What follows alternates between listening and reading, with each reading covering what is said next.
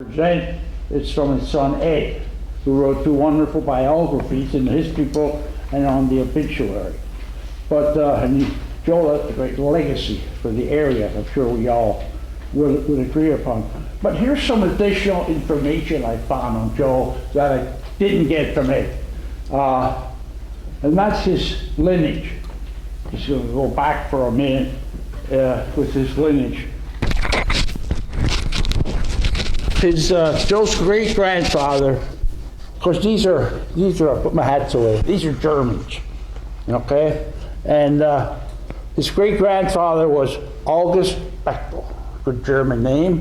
He lived in 1845, died in 1928. And he came to America from the Republic of Baden, Germany in 1865. Now, Baden, Germany, I got the map out and I looked, it's south of the Rhineland-Pfalz area, and that's where the Pennsylvania Tykes came from. Because north of where Joe's great-grandfather, that's where all our Pennsylvania German ancestors came from, the Rhineland-Palatinate area. It's just north of Switzerland, and it includes the Schwarzwald. Black Forest area. So he came from a very western Germany area, and I like that area. We've been over there a couple of times, and we liked it. Okay, so August is here, and he worked as a blacksmith along the canal at Lehigh Gap and at Bowmanstown. Later, he ran a hotel in Esquehoning, and he and his wife, Mary, had 11 children. Well, there was no shortage of births back in the day, was there? There were lots of births. They didn't like TV. Right, or internet, huh? Anyway, so there are 11 children. Now, Joe's grandfather was John Francis Bechtel, and 1879 to 1948, he was a coal miner. He lived in Coaldale, and he's buried in Summit Hill. And he and his wife, Sarah, had 4 children. Now I should have a photo of John Leonard. That was the one I think you were showing earlier, okay? With him, okay. He was a coal miner also, and he worked on the construction of the Pennsylvania Turnpike, Northeast Extension, and the Lehigh Tunnel. He lived the last few years of his life with Joseph and the family in Slatington, and worked with him at Moira's drugstore.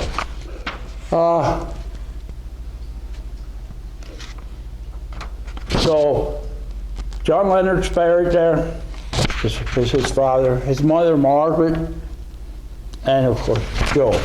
Those are the burials on the Assumption BVM Cemetery. Now I'm going to get into some history of Joe Bechtel's family. This is caravan. So this I didn't research this or come up with any. I take no credit for this information. This is the biographical information Ed did. He was about his father. Joe was born in Coaldale, and he was the son of John Leonard and Margaret. And he grew up in Lansford, and he attended St. Anne's High School in Lansford, and then the Philadelphia College of Pharmacy and Science. I have a question there. Maybe Ed knows, maybe no one knows, but the Catholic schools in the coal regions. As I grew up, and in my era, they were dying off. But there was still, I can remember basketball, St. Joe's and Jim Thorpe, but they had a good basketball team. And what was Marion Catholic before it was Marion. But every little one of them coal towns had a Catholic school and seemed to have a Catholic basketball team, which they all merged together now.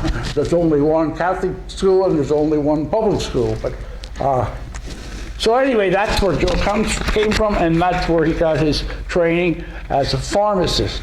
I'll quote some other things here from the biographies that Ed wrote. He said that it was a different time when he grew up. No one had much, but everyone was willing to help anyone who needed it. While attending college in Philly, he met his wife Elizabeth Edwards. Oh, now we got the Welsh in the picture. Now we got the Welsh coming in with the Germans, you know. It's such a melting pot. And I may have said this before, and if I did, I'm sorry. But I'll never forget in church, or Sunday church, one day, an elderly lady who was very active in the church was up speaking. I don't know what the occasion was, and she brought up the subject of mixed marriages. And of course, in our era, in our time, a mixed marriage is a racial marriage mix usually. And she said, a mixed marriage when I grew up, she said, was when a Welshman married a Dutch girl. That was a mixed marriage. So you can see we've got a lot of mixed marriages going on here. Anyway, Joe met Elizabeth through an ex-girlfriend. And when told of his interest in her by the old girlfriend, she replied, if he isn't good enough for you, why would he be good enough for me?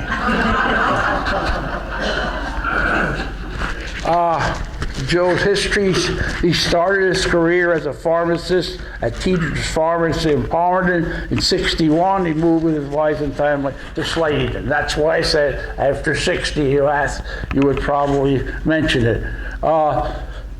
He opened a larger pharmacy in '71, just a few doors down from Boyer Structure, and he called it Bechtel's Pharmacy, and he was there for a very, very long time.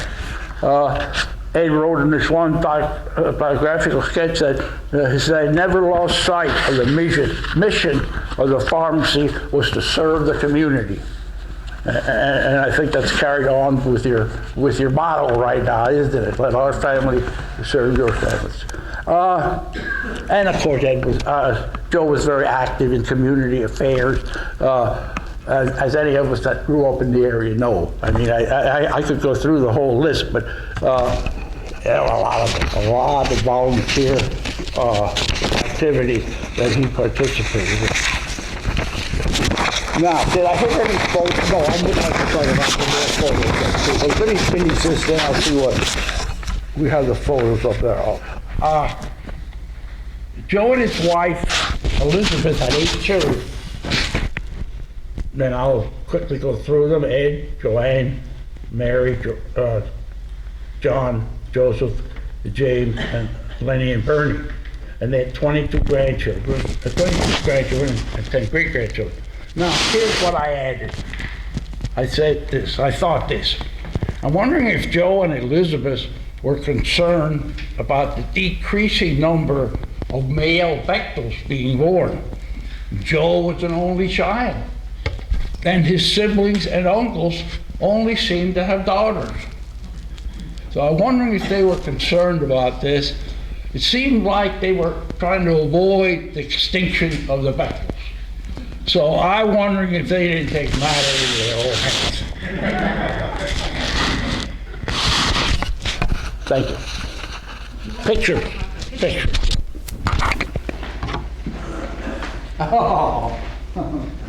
Now look at how these talks go together. I mean, there we've got Assumption BVM School, which is talked about. And there we've got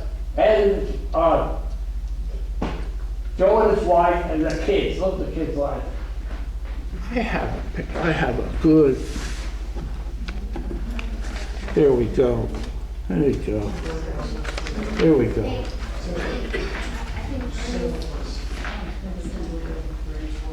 First day of school, 1969. 1969. 7 Bechtels in 6th grade. And I hadn't named the kids before, but they are. And I think the handsome one at the end there is with us today.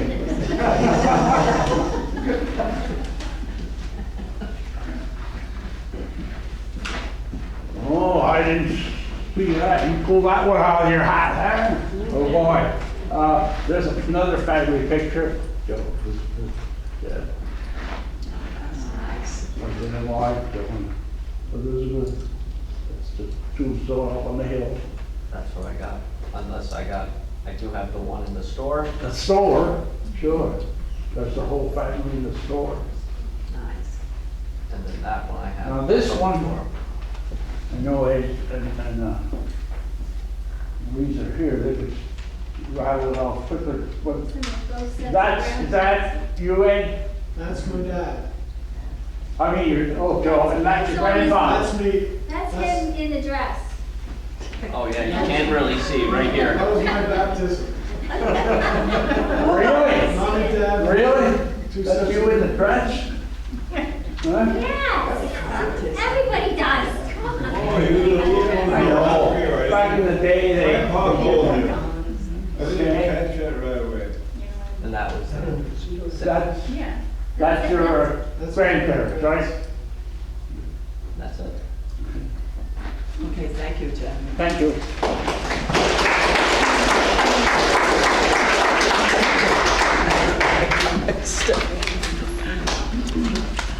Well, I'd like to thank all the participants today in our committee. I think we all learned a lot today in this period of time. I appreciate all the support that has been given to our talks and walks. And Mike, do you have, Mike has something to say about the books you have here. Yeah, we have some books for sale here. Some of the ones that we've had for a while now. We have the I don't know what you have there. 1969 football team. We have just a few copies of that left. We have the 2003 football team, the 1982 basketball team.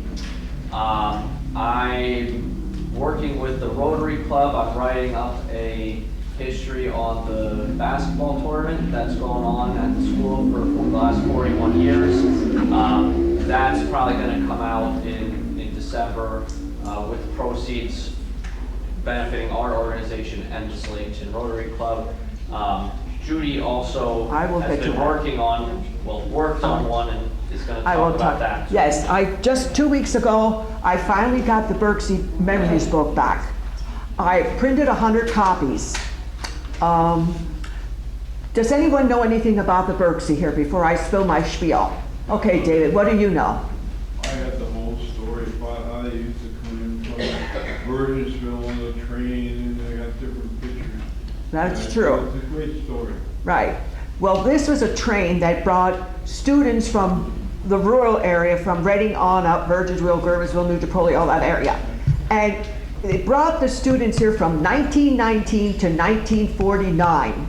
And this is very historic for our area and the country. From my research, what I've done, and I've tried to find out how many years already, I never came up with the answer. It seems like it's the only reunion where students who travel by train, motor transportation to high school, it's the only era where a train brought all these students to Slatington High School from 30 years. And they had reunions.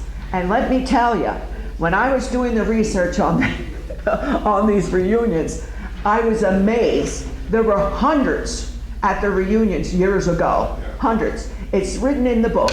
The book is $20. It will go to our historical museum here. But it's really a historic event. There's nowhere else in the United States that this has happened. So if you're interested in it, I think you will enjoy it. I was treasurer there from 2014 or 2017 to 2021 when the reunions ended.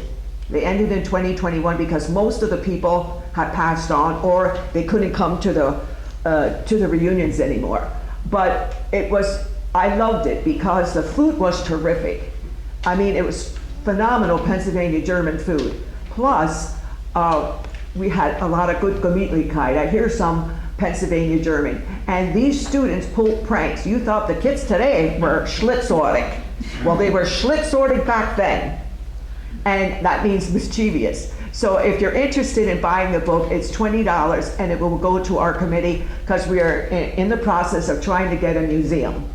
Hopefully in the near future, we will have everything in place about having this place that we would like for a museum. And like I said, Also, we have refreshments back there. I'm sorry I didn't introduce this right away so you could eat while we're listening to these presentations. But please help yourself to, there's goodies back there. There's cupcakes and cookies and water. And if you don't want to eat it here, you can take it along if you'd like.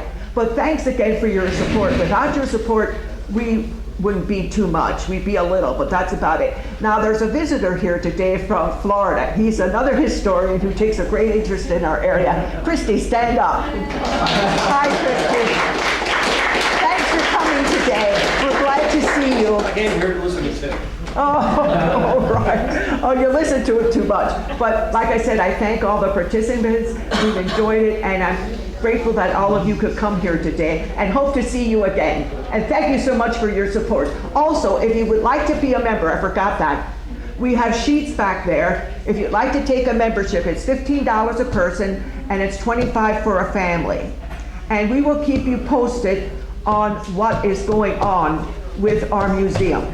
And hopefully next year I'll have a little bit more knowledge on that. We are working on a place right now. And thank you so much for coming in. Please help yourself to the refreshments. Is there anything else anybody would like to share before we go? And thanks again. We love your support, and it was a great time.